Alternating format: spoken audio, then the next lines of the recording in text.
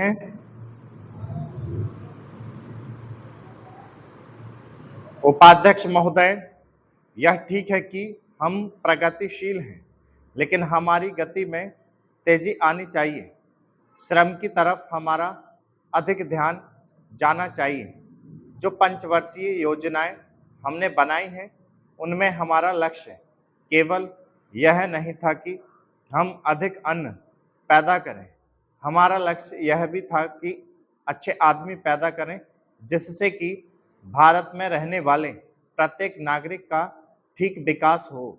मैं इस बात से सहमत हूं कि राज्यों में जहां बहुमत के आधार पर विरोधी दलों की सरकारें हैं, उनको तोड़ने का अधिकार केंद्र को नहीं होना चाहिए।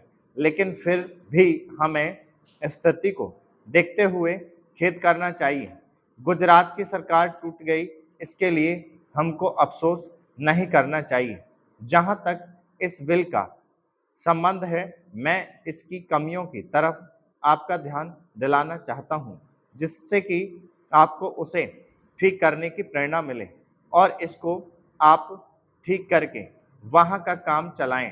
इसका आशय यह भी नहीं है कि जो पार्टी सरकार चलाती है वह सब सही काम करती है, लेकिन फिर भी मैं यह मानता हूं कि जो गुजरात की सरकार टूट गई वह अच्छी बात हुई है।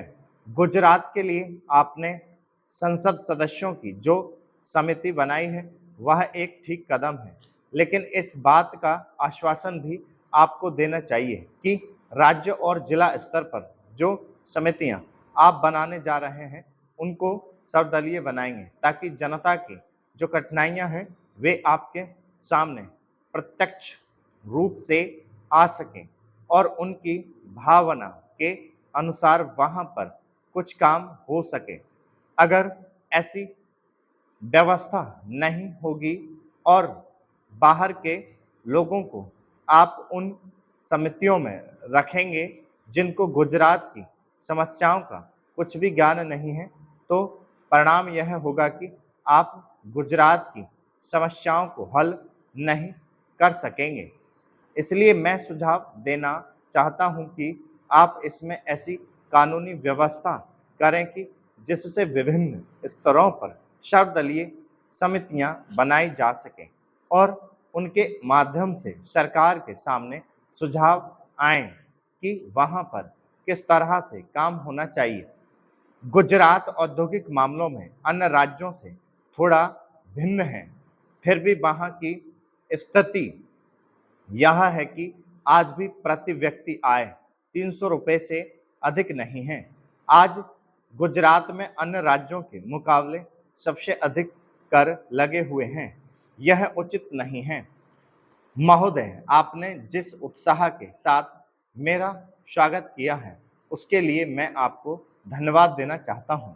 आपने ठीक ही कहा है कि मेरा यहाँ आना पहली बार नहीं है। मुझे जहाँ तक स्मरण है यह 5वां समय है जब मैं आपके इस सुंदर प्रदेश में आया हूँ। पहल जब 1922 में यहाँ आया था वह एक समय था और आज एक दूसरा ही समय है। उस समय मुझे यहाँ इसलिए आना पड़ा था कि देश के सारे बड़े बड़े नेता जेल में बंद थे। महात्मा गांधी जी भी जेल में थे और प्रायः यहाँ के भी नेता जेल में थे। दुर्भाग्यवश या सौभाग्यवश किसी प्रकार में बाहर रह गया था और जब मुझे यह समाचार मिला कि इस प्रदेश में विशेषकर सरकार की ओर से बड़ी शक्ति हो रही है, तो मैंने सोचा कि यहाँ आना आवश्यक है। पूज्य मालवीय से मैंने इसका जिक्र किया तो वह बड़ी प्रसन्नता के साथ यहाँ आने के लिए तैयार हो गए। यद्यपि उनकी अवस्था उस समय अधिक थी, मैं तो उस समय नवयुवक था। हम दोनों यहाँ आए, यह आज से 32 वर्ष पहले की बात है और आपके इस सुंदर प्रदेश का मुझे पहल परिचय मिला। कल जब मैं यहाँ आ रहा था तो मार्ग में मुझे वह जगह दिखलाई गई जहाँ मैं बहुत कठिनता से रात भर बैलगाड़ी पर चलकर किसी प्रकार पहुंचा था। स्टॉप।